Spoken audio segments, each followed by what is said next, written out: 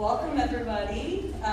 If you need internet, there's the public Wi-Fi. You can try to get on that.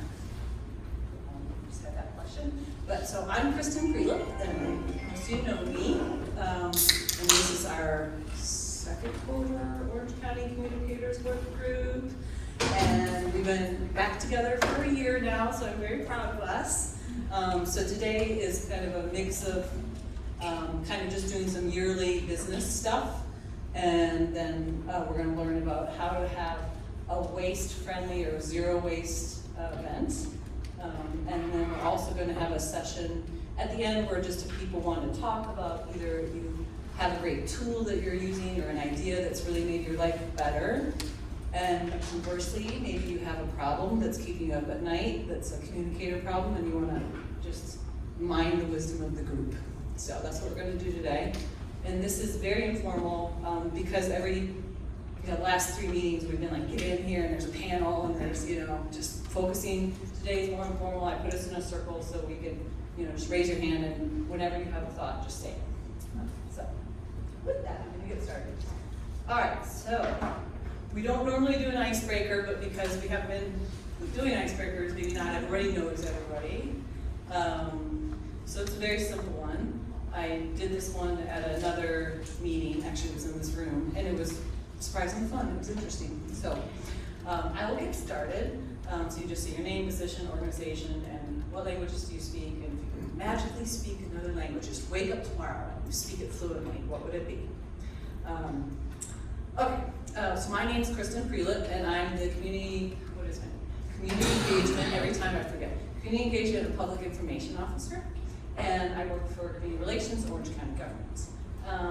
I speak English, and then I speak gringo Spanish, decent enough to get by.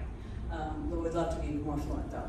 If I could magically wake up tomorrow and speak another language, it would be Yoruba, because my kid's grandmother really wants them to learn Yoruba, and I don't know how to speak it, and that would make her very happy. So, Alicia Stemper, I'm the communication manager for Sheriff Blackwood, and I embarrassingly only speak Pig Latin. I did have some Spanish, but you could never tell. So although professionally I'd like Spanish, I would do Serbo-Croatian because I have a sister-in-law who, when I first met her, no English at all, and watching her grow and how much it would mean to her, she could just like sit and chat. She just loves to visit. If I could blow her mind by starting to have a conversation with her, that's what I would do. Cool. I'm Caroline Hausler. I work for solid waste. I'm the recycling education and outreach coordinator. My German is fleeting from my head every day, and I would definitely learn Spanish because it would be very useful in my job. My name is Kevin Smith. I'm the Chief Public Information Officer at Orange County Schools. And I speak English and just about French after studying it for more than the 12 requisite years. Magically, I would have wanted to speak Russian to keep up with my family. I think we all probably have a Spanish and similar. Like there's a deep connection there, and there's a lot of folks that I wasn't able to speak with before they were gone, deeply before they were gone. My name is Sheila Davis. I'm a communication specialist for Orange County Schools. I only speak English, unfortunately. So if I could magically speak another one, it would be Spanish. I'm Abby Mattingly. I'm an admin support at Dept. I'm here on behalf of Caroline Allen, who's our communications manager. I know a little bit of French, lost most of it. And if I could speak one, it would be French. I don't want to speak it fluently again. I'm Mary Tiger. I'm the Director of Community Relations for OWASA, Water and Sewer Authority. And I just speak English primarily with a little bit of taking Spanish and French. And I wake up tomorrow and speak Mandarin because I feel like that's going to be the hardest to learn. So that would be pretty cool. Hey, I'm Katie Hall. I'm the Public Information Officer for OWASA. I speak English. I know a little bit of Spanish. if I could magically know a whole language, it would be Italian, because we have some Skype calls with my dad's cousins, and we're always trying to struggle through communicating because they don't really speak English and we don't speak Italian, so. Hey everyone, Hannah Tuckman with Emergency Services, specifically emergency management. I speak English, and once upon a time I spoke decent Hebrew, but I've lost most of it. I've always been interested in sign language, but no, absolutely not. Good afternoon, Courtney McLaughlin, Office of Equity and Inclusion. I speak English. I studied Spanish for some time of my life and didn't get into practice of it, so on paper I'm pretty good, but in conversation it's a challenge. And I did French for a little while, so there's some level I can understand, but not a lot of practice in it.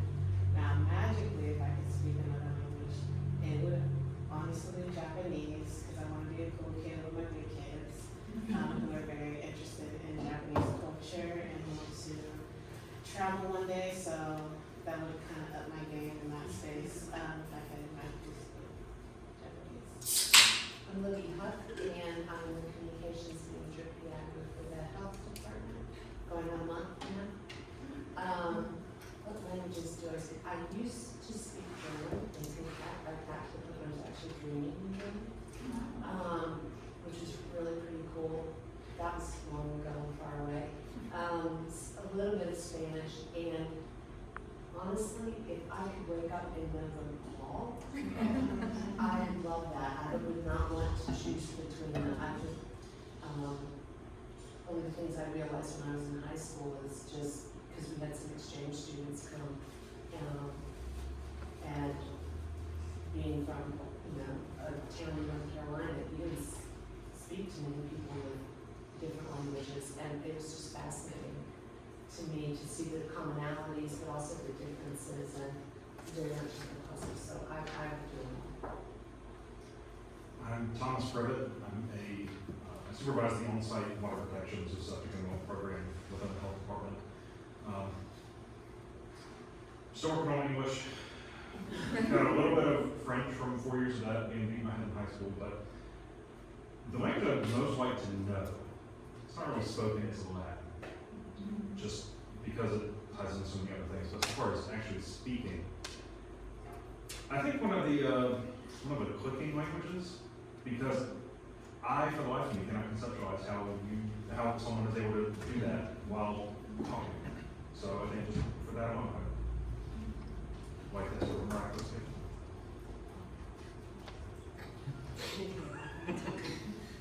My name is Victoria Hudson. I serve as the Environmental Health Director for the Health Department, and I am fluent in reading and writing Spanish, but I could not pass the proficiency for speaking when I was tested many years ago because my Spanish is too trashy.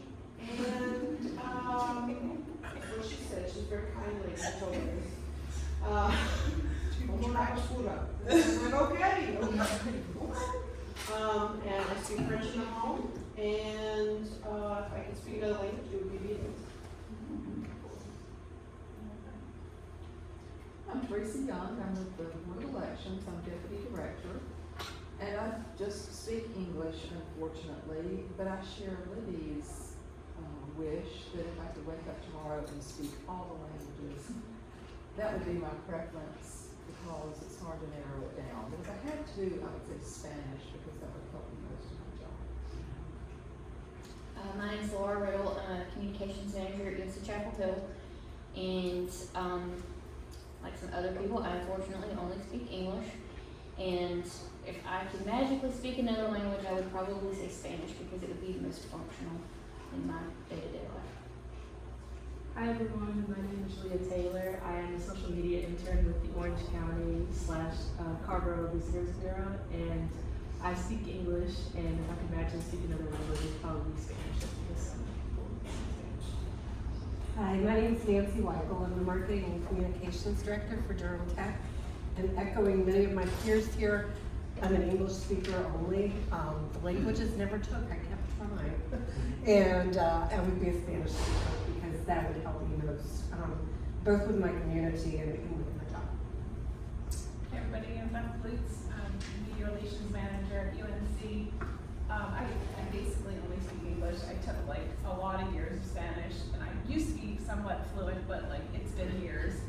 And if I could learn anything, it would be French, because I think one of my kids is going to probably study abroad. And I did try to take one semester of college French, and the teacher basically told me never to take it again. So, well, it was more like you're speaking French, you're killing the language, you're speaking it with a Spanish accent, so, you know. I'm gonna have to pause that for just a second. So I speak Franglish mostly. Like my noun game is hard, so I'm like, a lot of nouns, gotta throw in an English verb, gotta do some other stuff. Because Christian's sister does a little bit of English, she speaks what I call as F-lish, which means that she's speaking English, but she's pronouncing all of her words like they're French. That's what I did with the. And to me, it's like, okay, read it.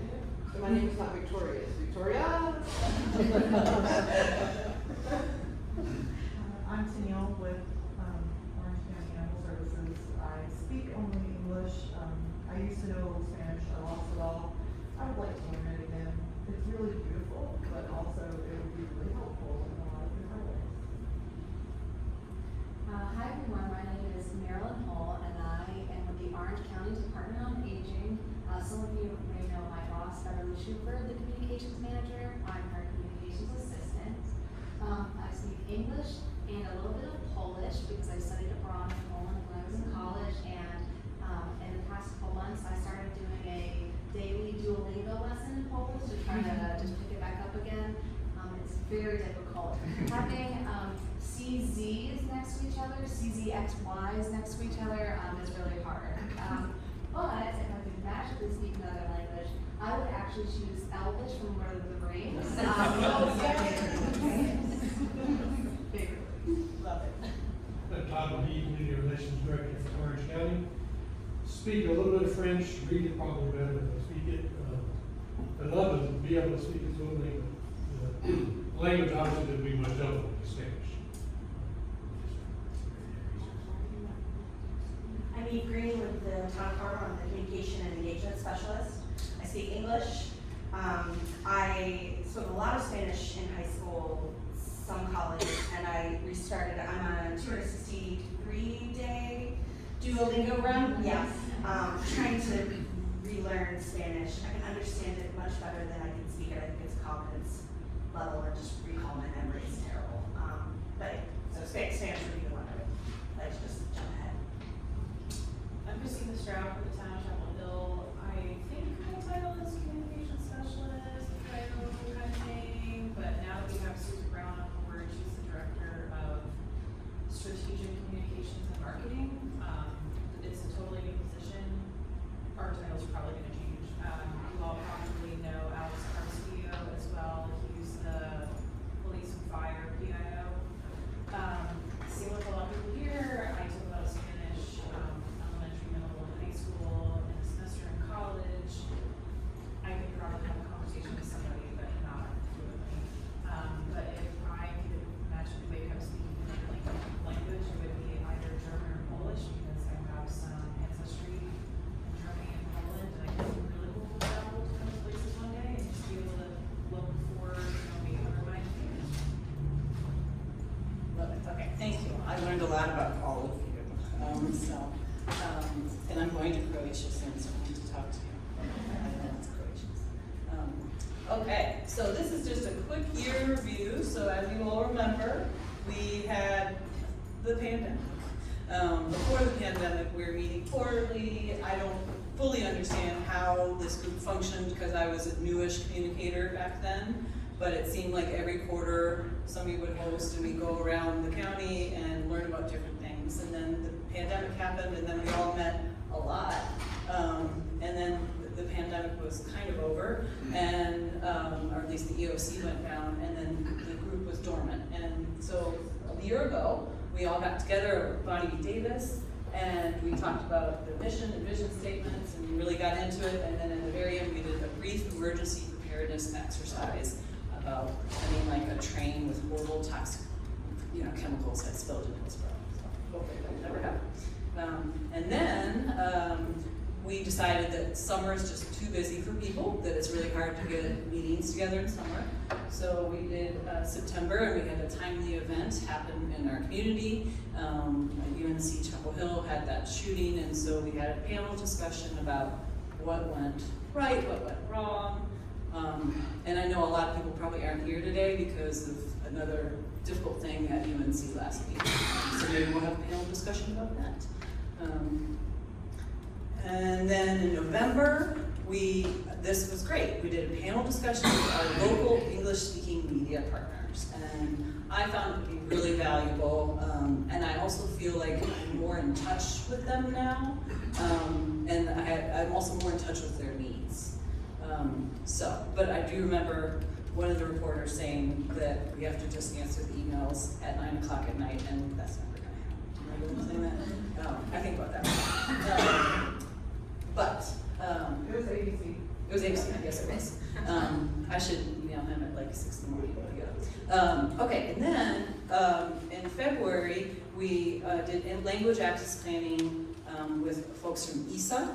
And then we were able to, El Centro Hispano, Berenice is not here today, but she organized a Spanish-speaking media partner panel, and that was great. What the takeaway for me was I've been spending and agonizing about make sure I send out all our press releases in English and Spanish, and sometimes the Spanish would take a while, and so I'd hold it or I'd send them out separate. She said, don't bother, just send it, just send us stuff. We can translate it. And so I've been doing that, and she writes back to me and says, thanks for sending, and so that was wonderful. And so here we are today, and these are the founding goals of the group, and whenever it was founded, and then they also had an agreement for emergency or urgent communications, because this is a great group for obviously just getting to know each other and bring all of our professionalism and communication skills up. Hey, have a seat wherever. But it's most important when we have an emergency that we're all in touch with each other, and so that's really important to me. And so I put a little sheet on front of everybody, and maybe you've already been filling it out, but and I put a bunch of pens around because I know people don't carry pens anymore. But I would love to get out today this survey filled out, and whoever couldn't come, I'll email it to them too. But I want to understand, do you as a group, because this is your group, think that we should spend a little time reviewing the founding goals and then this other section just to make it more current? And if so, if you answered yes to that question, would you be interested in serving on a committee to do that? And basically that committee would probably just meet a couple times on Teams or Zoom, and then maybe at the September meeting just present whatever they came up with. So that's totally up to y'all. So just, if you could fill that part out, that's on page 1. Okay, and so I'm not gonna get into that too much because we could talk about it all day. And then how to structure this group. So we didn't really decide how to structure it, just kind of happened organically. And so this year we kind of had 2 co-chairs, myself and Alicia, and then people have raised their hand and hosted, so that's been nice. Every single quarter we've gone to, Orange County schools or the library, and so I think that's working great, but I want to make sure that this is a sustainable group, so not that I'm going anywhere, or you're not planning on going anywhere, but also want to mine the wisdom of the group. We've got a lot of diverse experiences, and I just want to make sure that from year to year, we're not just kind of doing the same thing. So what I was going to throw out, and just so you kind of understand, is that this is kind of who we are. We've got municipalities, we've got educators, Orange County behemoth, lots of departments, some other groups, and first responders. But the idea I would like to throw out would be that I could remain as secretary, because I do think it's extraordinarily important to have our communicator work group list current, because like if there's a hurricane tomorrow, which they don't have in this early, so don't worry, but you know, if there were, you know, I would like to have a text group with you guys. Or I know even in this year, you guys have had different things happen. I think about you, Kevin, or, you know, and it's been so nice to get the emails and feel connected. So if you feel like you would want to be a co-chair, just check yes. And basically all that means is that you would kind of be on the hook for, basically, after maybe a month after a meeting, I call Alicia and we go, okay, this is what I think we're doing next, and then we'll call the host and have a planning meeting on Zoom. And that's about it. And I would be happy to keep track of, you know, minutes and meeting invites and the list and the media list and all that good stuff. So just consider that. If you would like to step up, that'd be fantastic. And then the other question would be, if you or your organization is interested in hosting a meeting this year, it's pretty easy. I don't know, Caroline, maybe it's not, I don't know, but basically you have to like make sure, you know, your place is somewhat clean and, you know, you got some snacks and that's it. And it's been fun for me to see all the different places. So if you would like to host, then also put that on the list. And then, lastly, I'll get into topics. Okay, go back to that. Okay, this is just a real quick, this is kind of a rubber stamp from you all. This is kind of what we've been doing. This is what we agreed to in the first meeting, but if there are problems with this meeting schedule, just tell me. It seems like in-person has been great because we do so much on Teams and you just don't get as much relationship building when you're not present together. And we figured January is too nutty because we're recovering from holidays. And so February, and then May, and then summer's off because everybody's off doing their things. It's September, and then trying to squeeze in a fourth quarter meeting, November, December. But if you have a problem with that or a suggestion, just shout at me.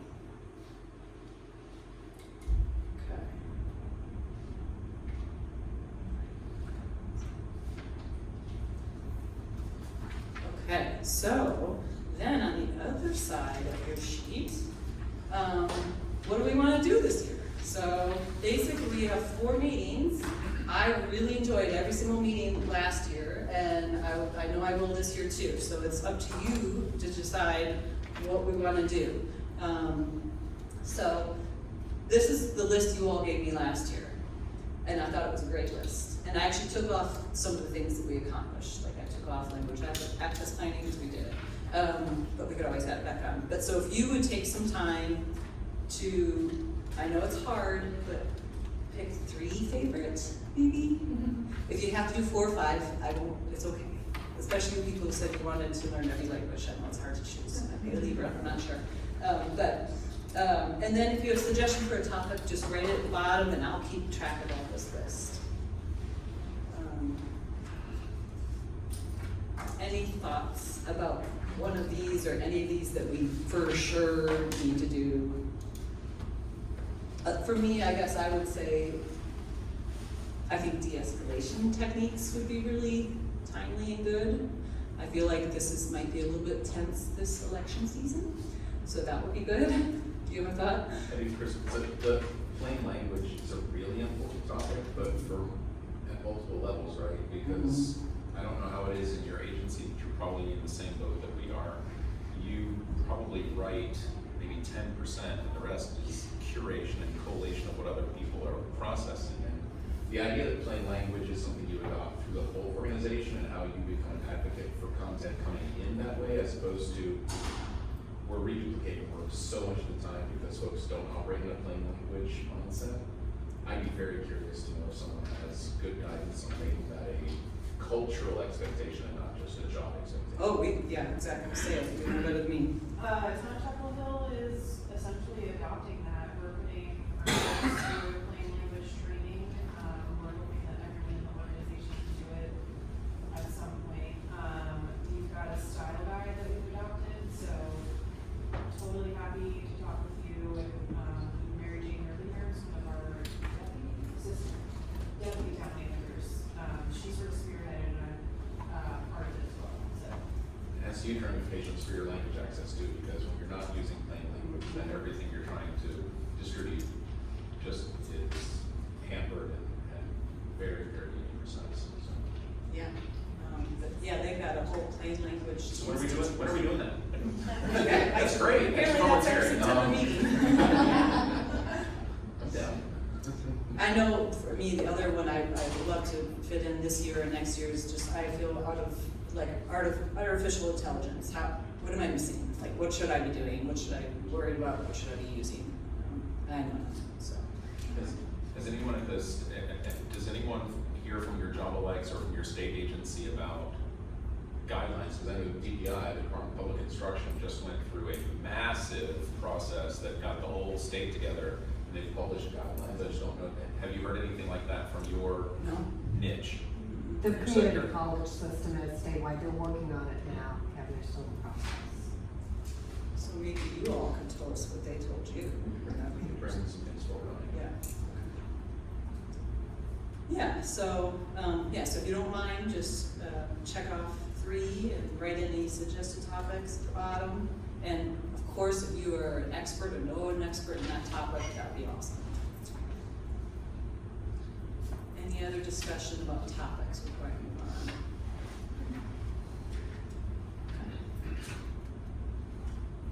on? Okay, so this is fun. Who is here today and who are we missing? I found everybody's logos. I was very proud of myself. And then this next slide is Orange County, because there's so many of us. But I do feel like there's a huge, county and so many great organizations. We've got some inroads with El Centro Hispano. I know for me, I would love it if RCP, who she's Daniela, if you remember from that panel discussion over library issues from RCP. I'm sure they don't have time, but anyways, I just feel like there's groups we're missing. Julia, you are a student at UNC, right? Yes. I mean, we don't have any student organizations. In fact, she's student body president, just so you guys know. But so I feel like that's another however many thousands of people that were, not. I would like their perspective too. So, anyways, if you see a group that you think, oh, they should come here and they should be on our list, please write it down. Does the chambers, do they fit? I mean, I've invited Scott for everyone, and he has never come, but that doesn't mean he would. But probably we should invite Aaron Nelson too, if we're going to be equal. Or one of his staff.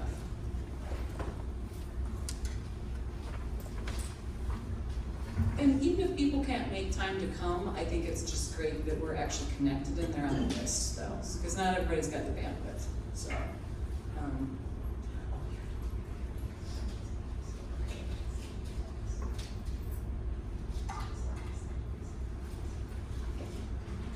All right, our first, fantastic, okay.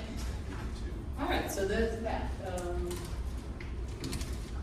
Okay, well that was kind of all I had.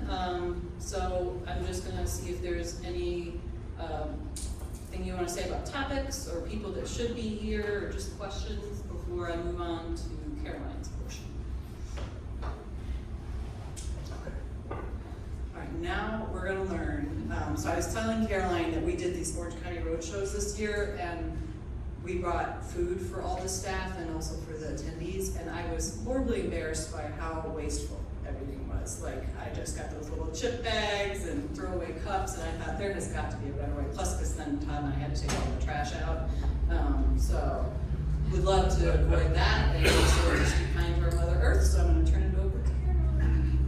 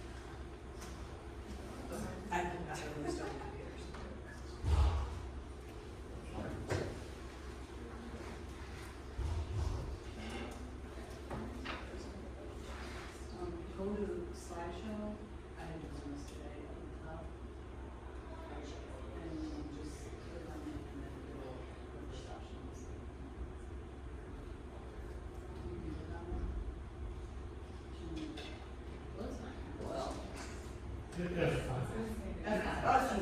So this doesn't agree with everything. Oh, that's the right one. Sorry, everyone. It worked, okay. So I'm Caroline, I work with Orange County Solid Waste as the Recycling Education Outreach Coordinator.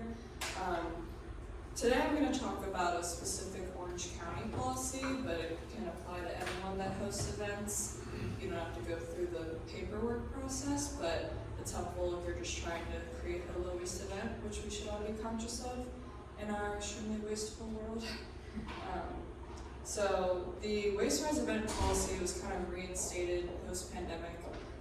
They had a similar policy before, and then no events happened, and then it kind of came back.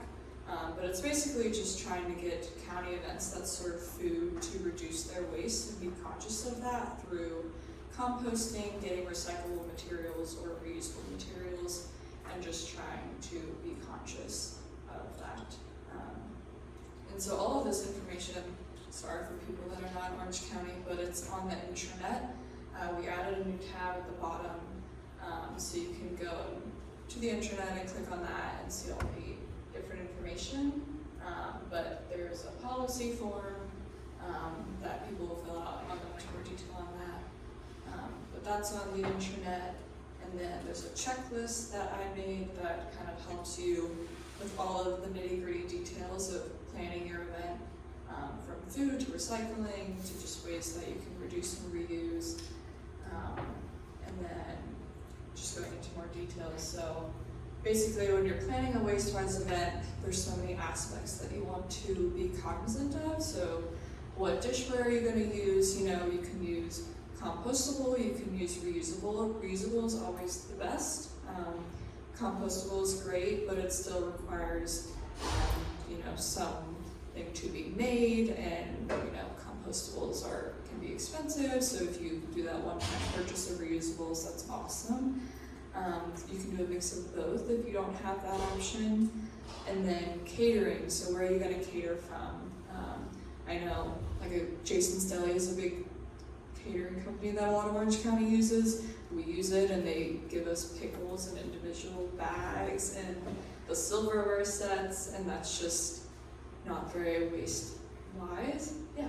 Do you have a list of caterers? Yes, I was going to get to that. So yeah, we do have a list. It's on the website and it's pretty outdated, so we are working on the final touches of a new list, and that will go on the intranet.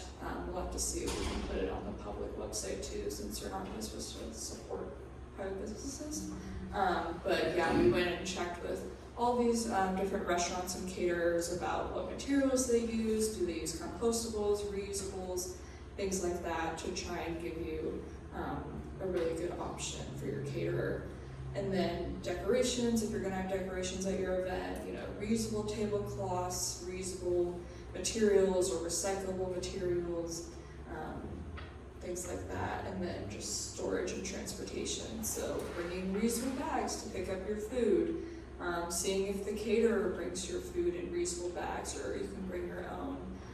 Just a lot of little things that you can do to try and reduce your waste and not contribute to landfills. So then, this is just for Orange County specific, but if anyone is hosting an event that involves food, then we ask that you submit the policy form, which is at the beginning of the slideshow. It's on the intranet. And you submit it to the recycling email, so recycling@orangecounty.nc.gov. We try to say 45 days in advance, but this just goes through all the different materials that you'll be using and what we need to give you. So we have X-frames for compostable materials. Do you need special recycling cart delivery, things like that. And then if you have compostable products, we have to approve them because all compostables have to be BPI certified. That's the only compostable product our facility accepts. So you'll submit that form, we'll schedule a pickup of X-frames, things like that. We give you signage. Is an X-frame where the bags have to be stored? Yeah, so it's literally like an X, and then you put a compostable bag and it has a lid on top. So we give you multiple compostable bags so you can swap them out, and you can pick them up here. We also Ann's has some, I think at the Wooded Building, and then we're gonna station some at like Bonnie B and some other places permanently, so that we're not always going back and forth. But that's like the best way to collect those, unless you have a container or something that you can use. And then another thing that we have here is the Fork It Over program, which anyone can use. It's open for residents, anyone in the county, and so we have, we usually say like 200, but we actually have up to 500 sets of silverware, so you can borrow silverware. It's totally free, and you can just email or call us and reserve it as long as no one else is using it at that time. And you basically just come and pick up the silverware, you have to wash it, and then you bring it back. So that's a great reusable option. Great because it's free. It's mix and match, so it's a little unique. But we don't have plates or anything to borrow, it's just silverware. But that's a great option if you don't have the resources to actually purchase silverware for your department or something. And then setting up a Waste-Wise event. So getting all the materials and everything is one thing, but actually getting people to sort their waste is always another thing. So we always recommend putting your containers next to each other. We call it twin your bin, usually recycling and trash, but now it's triplet your bin because there's also food waste. So you want to put everything together that leads to people actually sorting the materials correctly instead of chasing around an area trying to find the right bin. Putting signage up that has pictures, we usually give you signage, and it describes what materials you may have at your event. That's always helpful. You can't always force people to read, but you can try.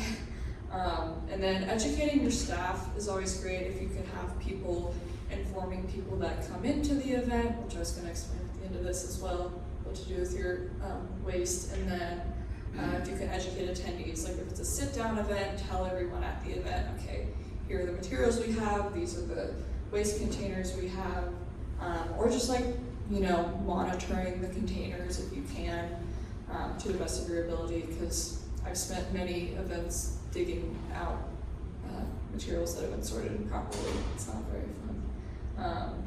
And then, yeah, just reminding them at meal times if it's that kind of event, and replacing bags, like compostable bags if you need, or trash. But the goal is to not have any trash. And then cleaning up, so for any like Orange County events, compostables have to be brought to the landfill, which is right across the street. We don't collect it from your event, so it has to be dropped off here. But they're open pretty often, and then if you have leftover food, you know, instead of composting it, if it's still good, you can donate it, you can give it to your staff, things like that, just trying to eliminate all of that food waste because it emits a lot of greenhouse gases if it's landfilled. And then returning Fork It Over materials, X-frames here, yeah, anything else that you have. And then if you're not in Orange County, but you do want to compost, there are private companies in this area that you can hire for event composting. Compost Now is the main company, so they will drop off bins and then they come and pick them up like right after your event. So that's also a great option if you're outside of the Orange County system. But yeah, and then, yeah. Can you buy compost bins for you all? What kind? Like, for your home? Yeah, so we sell Earth Machines, which is a backyard composter. It's an 80-gallon container. They're $50 here, so you have to make an appointment. Yeah, they're cheaper than you can get online. And then we also have food waste bins. They're these little 2-gallon buckets. So if you want to compost at home or bring it to one of our drop-off sites, then that's a great option. We don't sell like carts or anything, but yeah, just like a backyard composting machine.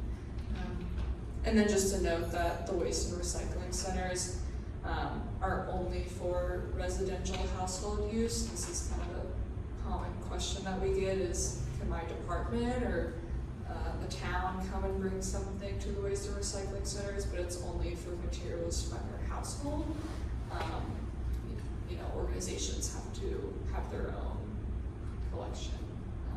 So if you have, you know, aluminum trays or something that can't be recycled in a curbside cart, unfortunately, you can't bring them to the waste and recycling centers because it's not residential. It would be an event. So, yeah. And then if you are doing compostable collection, so you can compost basically anything. They say if it grows, it goes. So any food scraps, they do, the facility we use is industrial, so you can bring animal products, small bones, dairy, things like that, food-related paper products, so like napkins, pizza boxes are compostable, and then BPI certified products, household plants if you're decorating with flowers or something. Things that are not accepted, anything that's not BPI certified, like plastic or something, and then anything that doesn't really grow, plastic, animal waste, which I don't think we should be having at events, things like that. So these are all the things that would have to go in a separate waste container at an event. But yeah, all of this is also on our website. And then just to pub our app, which is also a great resource for trying to figure out how am I going to dispose of my waste at my event. Is this recyclable? Is this compostable? We have a free app, and it's also on our website under the A to Z Waste and Recycle Guide, so you can search for an item and it'll tell you what to do with it. Again, it's for residents only, so if you're, it says bring it to a waste and recycling center. You can't do that for an event, but it'll tell you what's accepted in your curbside single stream cart, goes in the trash, things like that. Yeah. Any questions? Yeah. The BPI certified plates and color and everything, they still have to be like industrial composted, not backyard. Yeah, BPI, any compostable plastic material is not gonna break down in a backyard composting machine very well. We have leftovers from events that we've had, so we still just use them in the office. Yeah. Do they ever break down? So we don't have really have a few of the bags, so we don't set them up to throw away those things. You don't what, sorry? Like the compostable BPI bags. So the compostable like coloring things just like throwing the trash if they're not having an event, like someone's just eating up their lunch. Yeah. Do they break down eventually? Or it'll take a really long time just like sitting there. If you put it like in a bag will break down faster than like a cup or something or paper. But like they'll last for a while. Heat can kind of warp materials. If you're like keeping them outside all summer, they might get a little warped or something, but in terms of like keeping bags for years, it's okay. Is that what you were asking? No, well, just like the actual plates and stuff. Like, what's the recommendation for like having in the office, in terms of disposable like plates and cutlery? We have leftover BPI compostables that. Like people use them at their lunch and they need to get rid of them. That is a good question. I think you were good, Bonnie. You said they have a cart there, so you could probably. There should be like a permanent composting cart there. That's like a little black cart. I think they so put. The plates can go in there and then that can stay away. Yeah, I think they pick it up like weekly or something, so you can bring it there or drop it in there. Yeah. Do you have any suggested brands for materials? Yeah, Eco Products is really good. Vegware, VEGWARE, and then I think it's called Better Earth. Those are great. And then if you go to BPI, I think it's .org, they have so if you go to BPI, I think it's bpiworld.org or something like that, they actually have a product list. So if you go to like find products, and it tells you all of these different brands.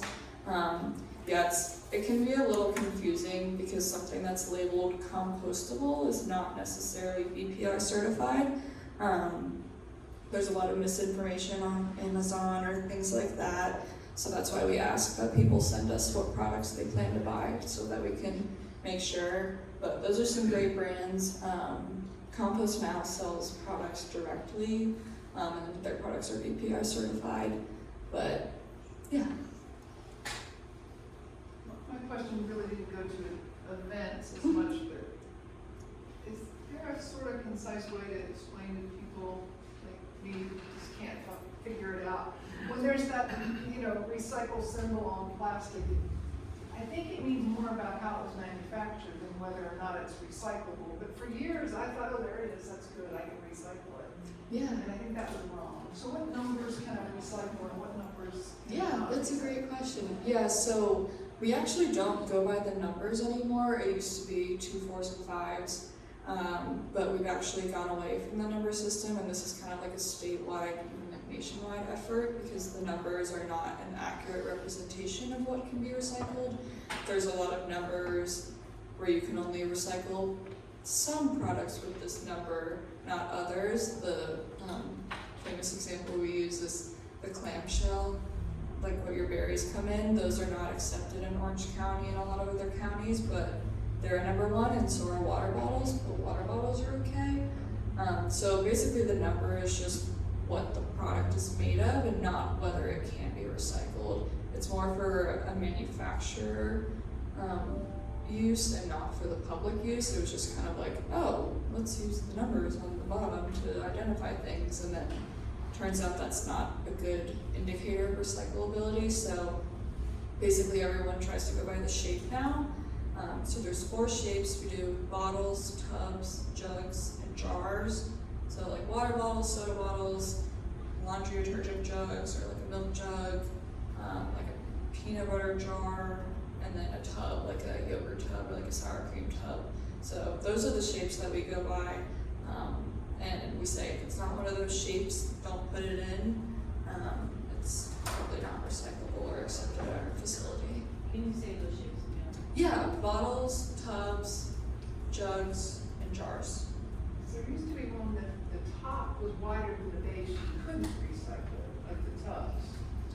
That's okay, they're okay. But they are okay. Yeah, All- yeah, yes, Okay. yeah, and you can put the lid back on, screw the lid back on, whatever kind of material it is, but the big thing is like the clamshell recycling, any of those things with like a hinged lid, or those little things you get in like the produce section, your lettuce containers, they're all a really low quality plastic, and they're made a certain way that's different from like a water bottle, and there's not a market, no one wants them, so we don't take them, but yeah. Any other questions? Okay. Thank you.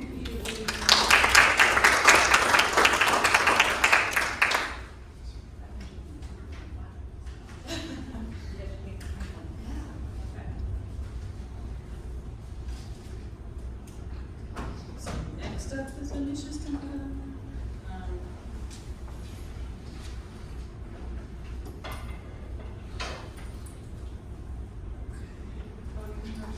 No, I just was gonna put up, Can you all hear me okay? I hate when people say that to me because I can never hear okay, but I think this room is small enough. This is something, an idea Kristen had, and I think it was 3CMA where you saw it it was done? NC3. NC3CMA. It only really works if y'all play along and it's not a game.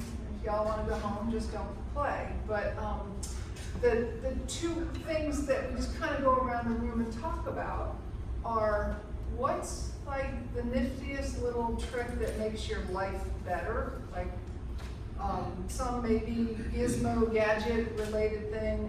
I was thrilled when I learned you could mark a text unread.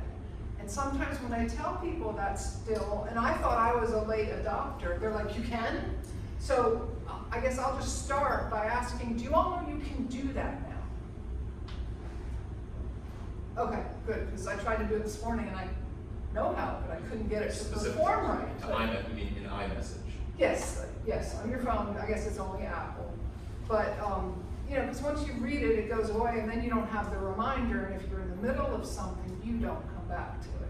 Kristen just said to me today, I'm so sorry I texted you on Tuesday, because during that UNC stuff, even though it really had almost nothing to do with us, I was really, really busy. And I'm like, oh yeah, you did. And then I realized not only did I not read it, the second text, I didn't respond, I didn't mark it unread, and I'd forgotten completely about it. So, but since you all know that, I can't teach it to you, but you all have little things like that. So one of the things that we'd like to do is just help each other with some little trick or gizmo, or it's probably the wrong word, but that would work, or maybe somebody else here doesn't know that they could really benefit from. Can I say one?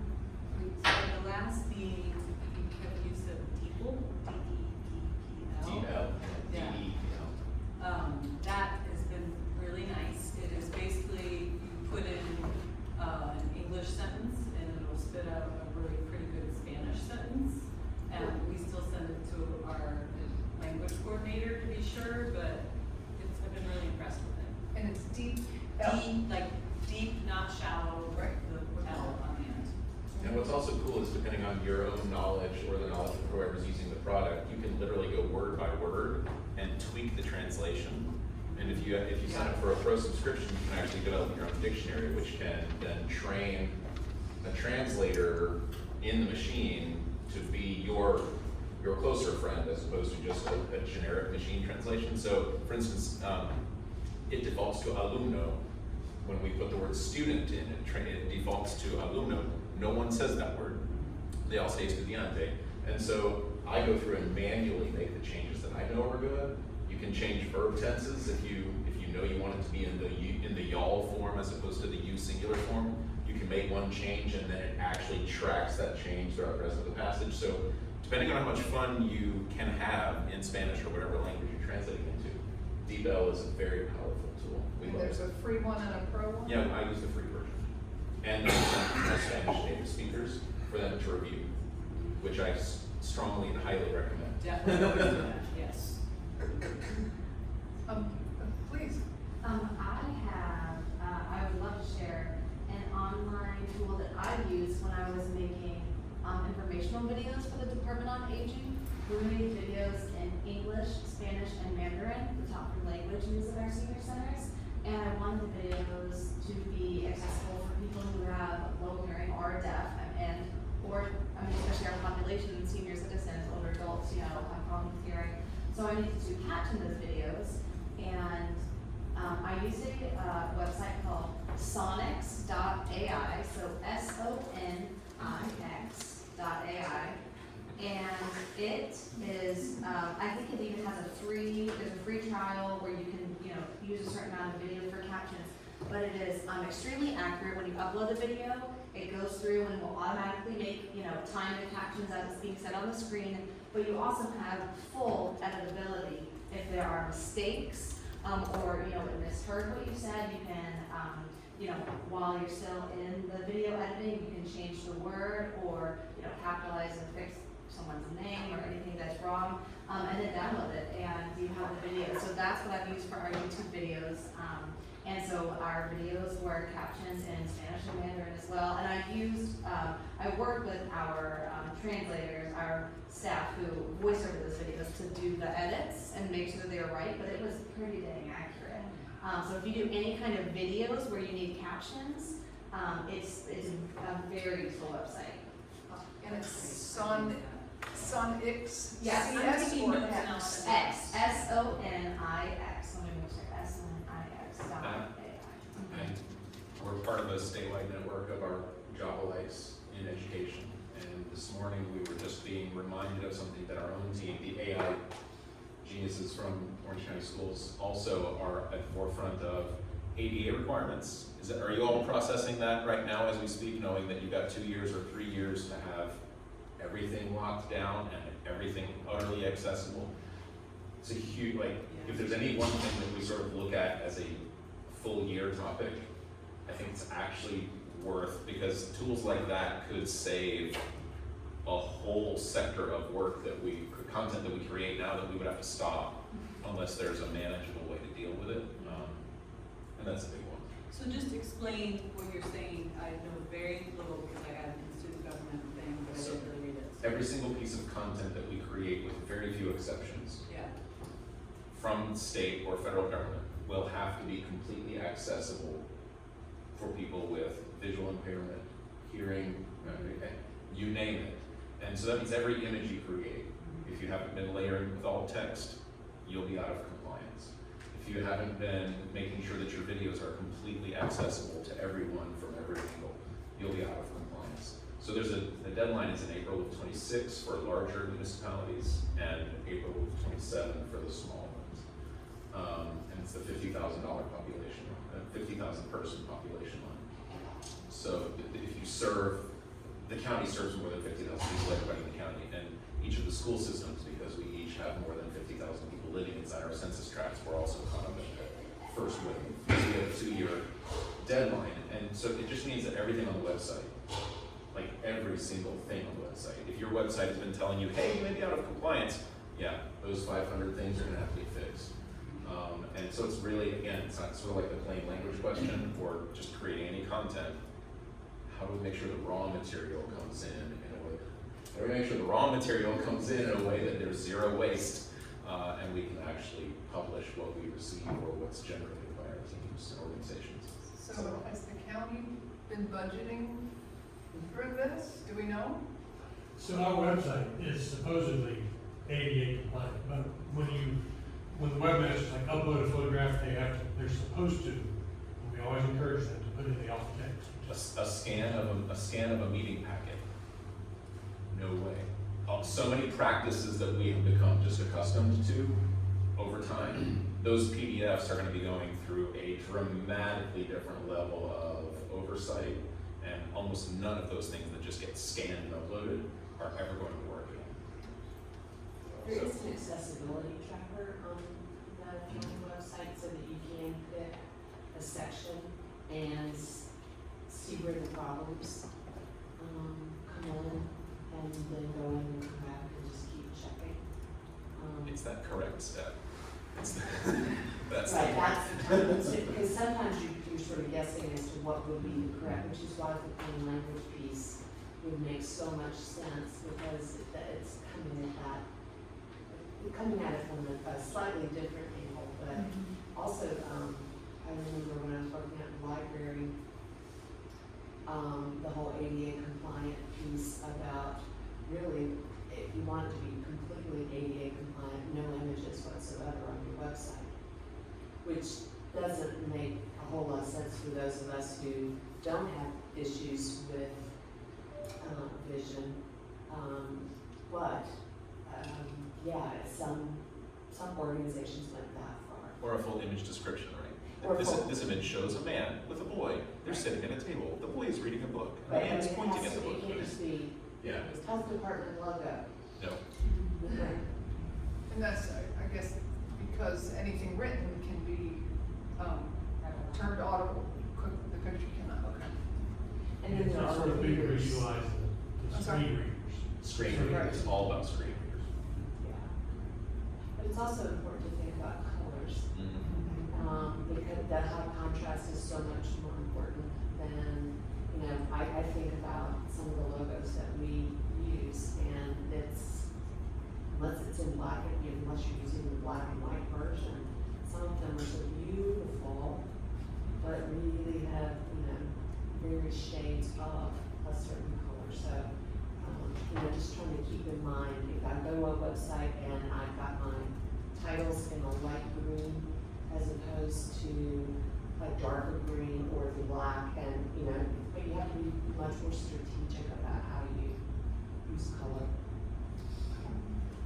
I was sitting here feeling very confident about Orange County's capacity to handle all this, and now I get a website, and all we're gonna have, has all these bells and whistles a little bit already, I was feeling pretty good about that. And then this guy over here says something in my ear, and now I'm having a full-on panic attack. What about archival information, stuff that we're trying to make accessible to the public? It's grandfathered in. You don't have to worry about that. We don't use that word, but okay. What'd you say? Well, we can. But we'll talk about that. We'll talk about that offline. Right. A lot of material is waived. Even if it was posted after. Things created from that compliance date forward will have to be, and we've got time now to get ready. But there are some waivers for archival material. And what was that most of the We've got April of 26, or April of 27 for smaller municipalities. And you're choosing from No, I'm saying that's the drop, that's the Right now, it's 23 months. 2 years from 2 years from last week, or 3 years from last week. And what's the, if you don't, what happens to you? Fines or? Okay, well, up until now, it's been people coming at us on the municipality level and suing as sort of friends of the different age, right? Yeah. But it could be, my hunch would be that once this has gone global and been, you know, WCAG has been put out there for years now, but now the teeth are finally showing. So I would just say, get ready for teeth. And that's one that's a little less scary. Well, I have a simple one that's probably maybe apply to half of us or less. Is anyone still doing most of their notes on paper? Yes. So I've always been a paper person, and just this year I've started taking all my notes in meetings on my computer, and it was a rough transition, but the big thing for that is I know we all have so many different projects, and what I can do is search my electronic notes for whatever topic I'm looking for just by searching the document. I mean, I can find everything I've written about that topic. So that simple step of getting my notes into Word or on my computer has really helped me go back and reference anything I've written about that. So maybe silly, I know a lot of us have been doing that, but that's new to me this year, so and it has been really helpful. Good, I'll take that just a step further is I like to write notes, and particularly in different meetings that we have, taking notes for different topics. And then one of my colleagues suggested that I do like dictation in Word, so then that way I can just quickly give a synopsis of what happened, and that like changed my life this year, which is really crazy, but I was like, oh my goodness, because I was literally taking my notes and typing them and trying to, and so that was helpful to dictate first, and then I can organize them. I have found that very helpful to just, I'll even do it into an email and then just dump it into Word, because the editing is so much quicker than the writing, so. I guess this is like really helpful to me because like communication and all those other duties as assigned kind of things. But with Canva, I finally found out how to auto-translate into a different language. And so for us, we had like 2 translators. And so it's like always, there's such a delay between like having to hand somebody something that can you translate it and then give it to me as a PDF, and then I'll go into Canva and change the wording and it'll be good. But then you can just click now, translate, and then it translates it in the same format, which is amazing. And whatever you're creating. Yeah, whatever you're creating. Say I have this like beautiful little social media graphic. I just click translate and it gives me an English version and then a Spanish version. That's cool. That is very cool. And then you just send it to your people and you're like, hey, does this look good? And they're like, fantastic. And then you upload it. Much quicker. Yeah. I don't know about people know about Otter, OTTER. You can use it to record. Like I would use it maybe if I was doing a media interview and it was with one of my experts and I wanted to then use the content somewhere else, so you can record it and then it will transcribe it. You can either get like an audio file or like a file that you can then export into Word. It's pretty good. It's not perfect, but So it's an app that's recording it and then transcribing. what's it called? Otter, OTT. Like they can roll. It'll show up to a meeting if you can't attend to, so Right. that always catches me when it's like, so-and-so's daughter is in here, do you still want to participate? And I'm like, yes. I'm glad you brought They'll that take up. the I was notes gonna for ask you, you. and like at the end of the meeting, you'll get an email with all the notes from the meeting. Have you had anybody push back when Otter shows up? I just use it, I don't use it that way, I just use it on my phone, but I mean, and I would be running whatever I was using by an expert before I sent the back out, so it's not, and I believe, I could be wrong, I think North Carolina is a 1 consent state, if so, if I'm in the meeting, which I always am, it's not like I'm just keeping it for my own notes. Everybody in the room knows what that means, right? No, I don't. Single party consent? Yeah. We're all good with that? No, tell me. Oh, wow, we need to make that a topic. I heard that this week, so don't. Wow. Yeah, You can In some record, states, in yeah. some states, two or multiple parties, or every party on a call has to consent for that call to be recorded and then admissible into evidence. North Carolina is a single party consent state and you are a party. So if a reporter calls you and you record, you don't have to notify them, and that recording is legal. But it also means when anybody is calling you, anyone, anywhere, at any time, because you're in North Carolina, it's also legal for them to record you. Just something good to remember when you're on the phone. Think about what you're gonna say before you say it. Circling back to Otter there, I bet we've had some of the same issues. We had somebody show up in one of our Board of Trustees meetings and we're like, who are you?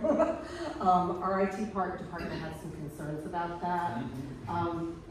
Your experience similar? I just remember that one of our district administrators started using Otter and was really excited about it, and it kept sending out notifications to all the people in the meetings, and they were like, good grief, what is going on? So I would say there's just a... I use it on my phone, and Yeah. I have it like next to my computer. I wouldn't be using the desktop, like Which is very dictating unobtrusive. them. That's a very unobtrusive way to use it. Yeah. This person wasn't using it unobtrusively. They were using it in a way where everybody was getting all these notifications and had folks rather, they were very on edge, trying to figure out what just happened in their meeting. Yes. I just had my county benefits call, because I had one question, so I sat through the whole, and I bet that woman told me 19 and a half times. Well, we're on the recorded line. Well, could you say that again for the recorded line? It was crazy how many times she had to remind me we were on. I'm like, if y'all want to listen to this, you got some serious problems I cannot help you with. I mean, it was, but. It just means they run into compliance and they've had things thrown out in court. Or it could be multiple states. They just Yeah. make it so they don't have to remember which one state is which. Just Yeah. do it all. And not just phone calls too, it's personal conversations. If you want to get really fancy, you could take the export from Otter, and let's say it was, you know, like something that you were going to be writing a press release on. You could then dump it into AI and ask it to write a press release, but more or like use it as like write an article about this, or give me the outline for it, or you could take the notes and actually ask it to summarize the notes from the call or something like that, and save it in your Word document. But I mean, I would, you know, use it not as the article, but just as a you know, like as the start for the article. Well, I encourage you all to try Hemingway. I've only used it once, but it was so intuitive. I just dumped something into it to see what it would do. And it color codes its suggestions. It's an AI tool, but it will light up green, I think. I can't remember which color is which, but it'll color code your passive voice, which sometimes is hard for me to find. I can get the obvious ones. A meeting was held. Please, let's not use that sentence ever again, right? But that was the easy one. The other ones are really hard. It'll give you yellow if you decide there's like red might be misspelling, yellow might be a grammar problem, green might be a passive voice, and it's just so easy to track as you go through to correct. And it's also teaching you. Like that's you know. Upscale Grammarly. I'm sorry. Upscale Grammarly. Maybe, but it's Hemingway, and it's just very gentle on a newbie with AI, and it's really very reinforcing what it returns to you. The colors are pretty, even if you don't pay attention to them. It's just. I use that for like public alerts because it gives you like a readability scale and tells you like what parts are like hard to understand. So usually before I send like a alert out or something, It does I'll talk do about there. a little bit like plain language, right? Yeah, it does. Is anyone already using ChatGPT to get through that stage? This whole plain language conversation, you can actually use any of these AI tools and take something that's really dense and convoluted and say, please produce this at an 8th grade reading level or whatever, you know. And there are things that we can do to help ourselves out, but it would also be, like I said, it's a culture shift. I'm planning to turn that around and bring it to some folks on our team. Say, here's what you wrote in plain language. And you start delivering what you write in plain language, because otherwise we're all having to do this for you. Better if you go ahead and communicate plainly in the first instance. I went to an online AI thing, and it recommended that you create personalities. Now you have to create them like on a Word document. And Like if you want sometimes for it to write in the voice of the communications manager for the sheriff who is, you know, this old and this is the primary language and, you know, just whatever quirks you have, likes to be a little snarky, you know, whatever you need to save it on a Word document because ChatGPT, every new session is like a new session. We can go on for hours, but when you're done and then you come back to it, you're in a new session. But maybe sometimes I wanted to write as though I was the sheriff and have him review it later. So I might say, write a speech in, you know, Sheriff Blackwood's voice. He is this old from here. He's very folksy. You describe him. You can describe this and save that in your Word. Call your document AI personalities. And then when you're ready to do something, the first thing you say to chatbot is, today I am writing as Charles Blackwood, who is, and you just copied and dumped it right in. And then you have it, write a speech about blah. And then if you want to have fun, you say, now I'm writing as Alicia Stemper, who's known to be a moron, but I want to write the same speech about blah, and then compare them, and they will have a very different flavor and tone, even word choice on some of the basic.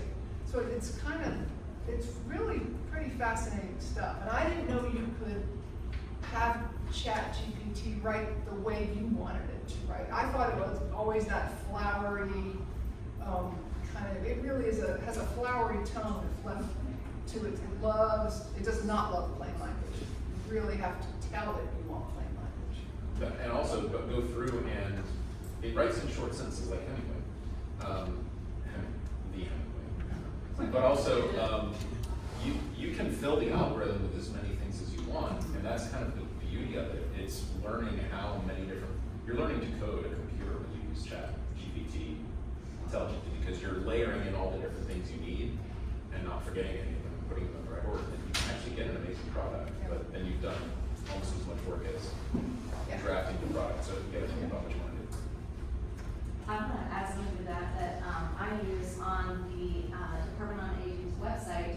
We started a podcast called the Aging Well Together podcast, and it's on the radio, WCOM, on Thursdays at 3 p.m., but there was no archive for where the episodes could be stored. I don't know anything about computer coding, but I had these MP3 files of all the old podcast episodes. So I asked ChatGPT, I said, I don't know anything about coding, but I need an HTML code that will upload and allow MP3 files to play, and I need a button that can press play, and you know, the timeline to see how long the episodes are, or whatever I said, and it wrote the code for me, and that's what I use. That's how I upload the episodes. By using that code. So that is super useful. You can ask it to write code for you. I didn't know how to do that at all, but that's every week I update the website using that code. So I also, another example of using code for that, on the aging website, we added anchors on all the pages, so pages that are long. We have back to top buttons now that we're jumping back to the top. We also added menus at the top where if you wanted to jump to certain sections on the webpage, it'll jump. ChatGPT code where I asked, you know, I want to have these buttons on my webpage. Can you help me make those? So that's a really useful tool if you do websites, and it can write code for you. This right here. Yeah, that's on the Aging Well Together page. Yeah, that's from ChatGPT, the code to play all the episodes. So. Did you embed it? It's embedded, and I just use the HTML widget and that code. Yeah. Well, if it's okay with people to sort of transition into the help me please part of this, because this helped me get a segue. I'm pretty significantly embarrassed about this thing that I need help with, because I should know this. But you know, Reels, I think of Reels as short videos. When I go to post something to Facebook and I put 4 or 5 pictures in it, it says, would you like to do these as a reel? Yes, you do. Well, I'm afraid to say yes, because the only way I can see the final product is hitting post, and what if I look like an idiot, or what if it doesn't look good? I don't know how that works. So if somebody could tell me, yeah, I guess like, well, you're not here on that delete thing. They posted as a draft. I mean, you can have the draft there. Tell me how this works. I'm just new to it myself, but I found out if you go into Instagram and you hit the little video thing, and you go all the way to the right with the little plus sign, he gives you all kind of little tools and stuff, and you put music to it, you can do some type overs, and you can leave it as a draft. Nobody has to see it too. But you can see what it will look like. Does Facebook do this? Do you use Canva? I'm sorry? Do you use Canva? You could make a reel in Canva and post it the same reel to all your platforms. And they look okay if they're populated with pictures, not video. That's really my main question, is I'm a photographer, not a videographer, so everything I have is photos. I mean, you can preview it in Canva to see if it looks the way you want it to look. Okay. And it doesn't look too like jump cuts, picture, it'll. You could put a very short transition between each picture if you want to. That's what I do sometimes so it doesn't look jumpy. Almost like an Animoto video? Right. I mean, it's still gonna look like pictures, right? It's not gonna like, it's not. It's not gonna be a slide. Yeah, it's not gonna. It'll just be a slideshow, but she's saying like, you know, like a power. Like, yeah, she's like, yeah, like just off the page, you can put those in between the photos, and as long as it's not like a huge time frame, it'll, And maybe consider. you can add music, you can add text, graphics. So, see, that was me being vulnerable, because it's a little scary to say to people, help me with this, but I've shown you the way. So who else needs help? But we only have 3 more minutes. Oh, I thought we had till 3. Sometimes it will yell at you about your Canva music and tell you that it's gonna mute it, so you can play around with YouTube Audio Library, Facebook Audio Library, and see if you can find any other sources there to import. Takes more time, but it's kind of fun. There's different things. You can save your conversions, or you can not and just do it the easy way. Don't worry about it because it's probably not muted for most of the US. It's usually talking about overseas. Well, it can be a little confusing. Shocker. I have a hearing so I can't quite make it Okay. out into the mask, that's, my hearing aids are up as high as I can turn them on, but I just, I'll turn so them if away. somebody else can help me, I talked to you offline, Yeah, it sounded helpful, but I didn't get enough of it to, Well, I know people are starting to file out, and see if wants to be lost, but, Nancy just left. I have been wanting to get a group photo forever, will you all just indulge me? I know, but, you can put it in real. I could put it in.